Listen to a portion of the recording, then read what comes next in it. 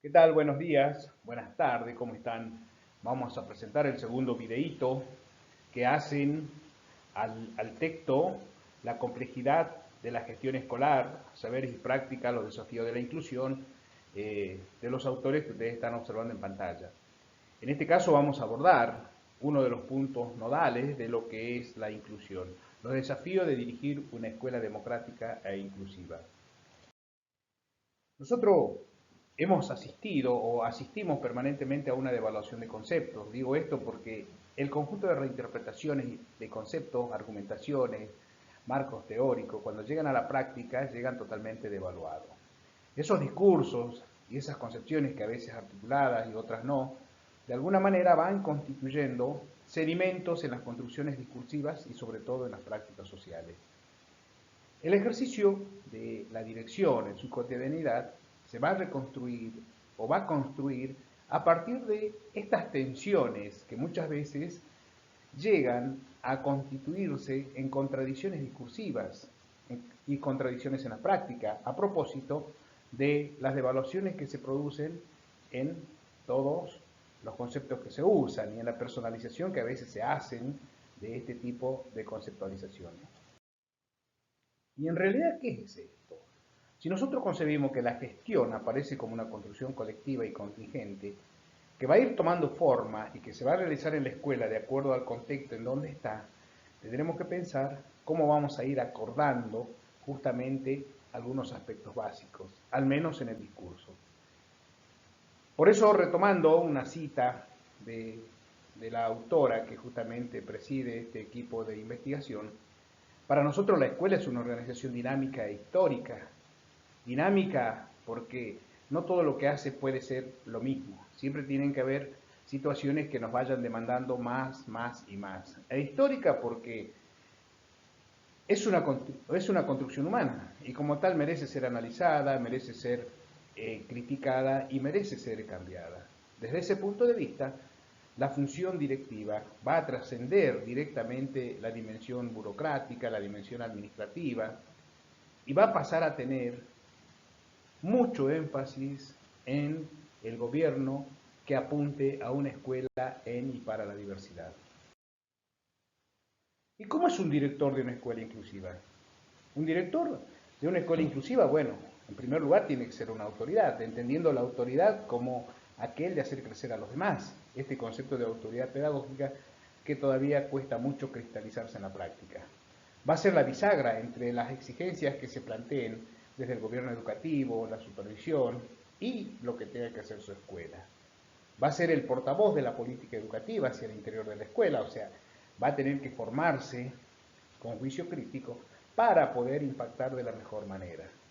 Una estratega, porque va a tener que diseñar planes de acción para responder a las necesidades y demandas de afuera, de adentro, sobre todas las cosas, y las exigencias, de acuerdo al contexto en el que se encuentre y a las exigencias del gobierno educativo. Va a catalizar también en las relaciones entre la escuela, las familias, muchas veces permeadas por conflictos y por demandas. No se puede satisfacer en todo sentido a todos, ni mucho menos. Va a ser el generador, el facilitador de proyectos educativos, va a tener que preocuparse para que los docentes enseñen más, enseñen mejor y enseñen distintos. De alguna manera, es ese director es el que tiene que garantizar la inclusión educativa y el derecho a la educación. Entendemos que educación inclusiva tiene como base el derecho de todos los alumnos a recibir una educación de calidad, más allá del contexto donde se encuentren, más allá de su condición social, más allá de su situación contextual. Esto implica identificar y eliminar justamente esas barreras que tienen los contextos escolares, los contextos áulicos y muchas veces en los contextos sociofamiliares, para dar entrada justamente a estos dos conceptos que de por sí, al tener muchas dimensiones o muchos planos, se consideran poliédricos o multifacéticos. ¿Cómo cruzamos la calle en Inglaterra? Es una pregunta que la tomo de un texto de orientación educativa de atención a la diversidad, justamente escrito por Elena Martín y Teresa Maurí, que coordinaron un trabajo que justamente hacen un estudio sobre todo lo que es inclusión educativa como derecho. Pero la pregunta en sí nos lleva a pensar, ¿y cómo cruzamos la calle en Inglaterra?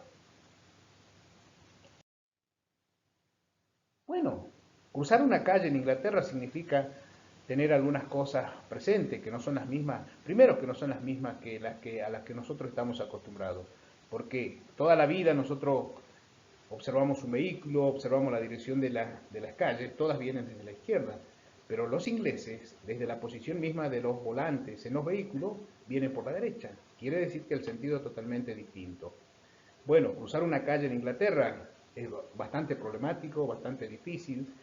Hay posts que cuentan que para cruzar la calle en Inglaterra solamente aprieto el botón de la luz verde para que se habilite el semáforo para los peatones, pero muchas veces no sucede, o muchas veces se habilita el semáforo en verde, pero en media calle se pone en rojo, así que muchas contradicciones y muchas cosas. Entonces, si uno intenta cruzar una calle de acuerdo a lo que plantean estas autoras, nosotros nos vamos a dar cuenta que los aprendizajes siempre se hacen con ayuda, nunca se hacen en forma solitaria. Y esa es una cosa que tenemos que aprenderla para poder cruzar la calle, para poder empezar a pensar en lo que es la diversidad y en lo que es la inclusión.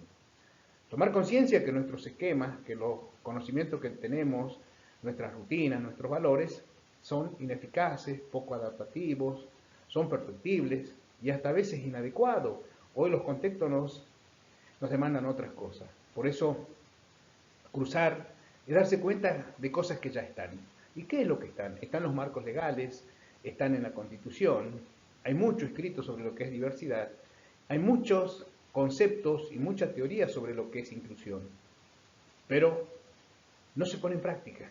Entonces es hora de poner en práctica, es hora de empezar a hacer que la diversidad, la participación y la inclusión sean una realidad y dejen de ser justamente un discurso. Y esta es la invitación que le dejamos nosotros en esta diplomatura para que podamos concretar y cristalizar esto que parece ser un sueño. Muchas gracias.